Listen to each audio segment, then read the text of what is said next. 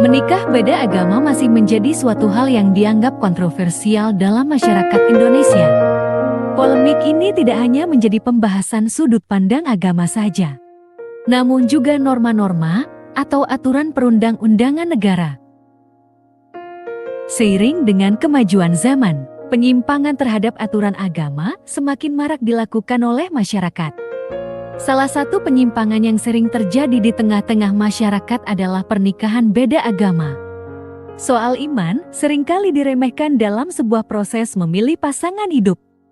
Kebanyakan orang justru lebih mengedepankan perasaan cinta dan kriteria duniawi. Tuntutan agar perkawinan pasangan beda agama bisa disahkan di Indonesia belakangan ini semakin deras. Apalagi hal ini umumnya dilakukan oleh selebritis yang notabene disaksikan publik karena pernikahan mereka biasanya di-blow up oleh media. Hal inilah yang dapat membentuk opini masyarakat bahwa pernikahan beda agama adalah hal yang biasa. Karena secara sosiologis sebuah kesalahan sekalipun apabila terlalu sering dilakukan lama-lama akan biasa dan dianggap tidak masalah oleh masyarakat. Apakah perkawinan beda agama mutlak tidak bisa dicatat di Dinas Dukcapil? Tidak. Ada pengecualiannya. Undang-undangnya pasal 34 dan 35. Pasal 34 tentang alurnya, pasal 35 Undang-Undang Adminduk tentang penetapan pengadilan. Jadi, dari pengadilan boleh memberikan penetapan untuk dicatat oleh Dinas Dukcapil. Nah, kami di Dinas Dukcapil berdasarkan Undang-Undang Administrasi Pemerintahan Undang-Undang 30 tahun 2014 pasal 7 wajib melaksanakan putusan pengadilan yang sudah berkekuatan hukum tetap. Bila Anda seorang Muslim, apapun yang Anda lakukan di dunia ini tentunya harus berpedoman pada petunjuk Allah agar mendapat rahmat dan hidayah darinya. Sebagai Muslim, kita selain tadi awal itu al-istislam, tunduk patuh pada Allah. Allah mengatur dalam pernikahan itu harus agama. Ya. Buktinya apa? Kita baca Al-Baqarah 221. Ya. Wala tangkah musyrikati hatta yu'minna. Jangan kamu menikah dengan wanita musyrikah sehingga beriman. Musyrikah itu siapa? Musyrikah itu adalah wanita yang meyakini banyak Tuhan. Trinitas itu meyakini banyak Tuhan. Yaitu dalam kaitan ini juga masuk musyrikah yang dilakukan oleh Allah Subhanahu wa taala. Demikian juga musyrik untuk laki-lakinya ya. Kemudian dalam kaitan dengan ini pula memang Allah sebutkan dalam Al-Maidah ayat 5 itu wal muhsanat minal utul kita min qablikum. Wanita-wanita yang menjaga diri baik-baik dari ahli kitab min qablikum sebelum kamu. Ini harus kita bawahi. Min qablikum sebelum kamu. Oleh karena itu dalam kaitan dengan ini pernikahan itu harus seagama. Kemudian kalau kita kaitkan dengan juga hadis Rasulullah, ketika seorang suami diwajibkan untuk berbuat baik pada istri, fa innaka khatubun bi amanatillah. Kamu mengambil dia sebagai istri adalah atas nama Allah, amanah Allah. Wastaghfir jannah bi kalimatillah. Kamu halal menggauli adalah atas kalimat Allah.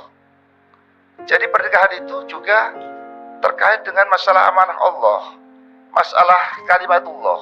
Ya. Tidak sembarangan asal senang, asal cinta, bukan seperti itu. Ya. Tapi pada Allah, karena kita ini hidup atas izin Allah, anugerah Allah. Ya. Sehingga kita harus taat pada Allah kalau kita Muslim. Apalagi Allah juga ingatkan, ketika kita sudah berkeluarga, maka ada kewajiban untuk anfusakum wa ahlikum naro. Wahai orang yang beriman, jaga dirimu dan keturunanmu, anak-anakmu dari siapa neraka. Kalau kita bilang kita jadi orang kafir, apa itu namanya anfusakum? Kita pun dalam menikah ketika beda agama sangat rentan terjadi pemurtadan. Padahal Allah ingatkan, wala tamutunna illa wa antum muslimun. Jangan kau pernah mati kecuali beragama Islam, berserah diri kepada Allah. Al-Imran 102. Jadi ketika kita bicara masalah itu kaitannya itu luas sekali. Terkait dengan masalah kewajiban Allah, kemudian nanti kewajiban pada anak, kewajiban untuk menjaga diri kita dan seterusnya. Oleh karena itu, kita sebagai muslim, saya menyuarakan bahwa kita haram dan tidak sah menikah beda agama. Dan itu sudah dikatakan oleh ulama, ya. Nas Qur'annya jelas, hadisnya jelas. Kalau toh tadi ada ikhtilaf masalah muhsanat, itu adalah ada yang berpendapat harus nenek moyangnya dulu memegang kitab Injil yang masih asli, yang masih orisinil, tidak menuhankan Isa dan seterusnya, tetapi komitmen untuk selalu berpegang teguh kepada kitab tersebut. Itu yang saya pahami dari muhsanat tersebut, ya, dari surat Al-Maidah ayat 5 itu. Jadi bukan sembarangan, ya. Nah, maka kalau gara-gara cinta silakan aja, itu urusan Anda. Itu lakum dinukum waliyatin bagi saya. Ya, Anda mau nikah dengan pasangan beda agama itu hak Anda. Tetapi kalau menurut hukum Islam haram dan tidak sah. Baik. Ya. Adapun anak itu dalam Islam suci walaupun lahir dari orang kafir. Ya. Karena Rasulullah, setiap anak lahir adalah bawa kesucian fitrah Islam. Dan anak itu tidak diberi dosa. Wala taziru waziratu ukhra. Jadi seorang anak itu tidak bawa dosa orang lain. Maka nggak benar kalau misalnya tadi, orang tamu karena beda agama nggak sah, orang zina, nggak boleh begitu, haram, nggak boleh seperti itu. Anak itu nggak punya dosa, yang dosa orang tuanya. Memilih pasangan merupakan suatu hal yang penting untuk menjadi bahan pertimbangan dalam membentuk rumah tangga. Karena kekuatan bangunan rumah tangga sangat tergantung pada suami dan istri sebagai pilar utamanya.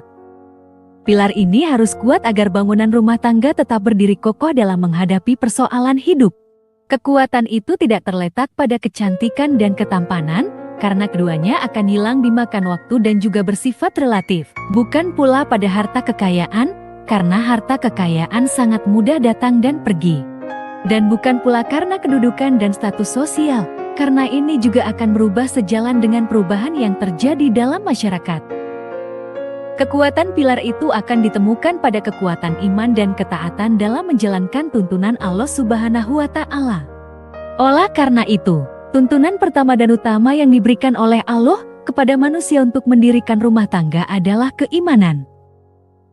Rasulullah Shallallahu Alaihi Wasallam juga mengingatkan agar seorang Muslim dalam menentukan pilihan jodoh tidak tertipu oleh hal-hal yang bersifat duniawi saja, tetapi harus memperhatikan keimanannya. Dalam sebuah perkawinan tentu akan langgeng dan tentram jika terdapat kesesuaian pandangan hidup antar suami istri. Karena jangankan beda agama, beda budaya, latar belakang sosial, atau bahkan perbedaan tingkat pendidikan pun tidak jarang mengakibatkan kegagalan dalam perkawinan. Bagaimana mungkin seseorang bisa mencapai suasana sakinah jika tidak dilandasi dengan keyakinan yang sama? Jawabnya adalah tidak mungkin. Kalaupun mereka terlihat bahagia, pasti kebahagiaan yang semu. Sebab dalam pandangan Islam, hakikat kebahagiaan itu adalah ketenangan batin. Dan hal itu hanya akan didapat ketika seseorang dekat dengan Tuhan.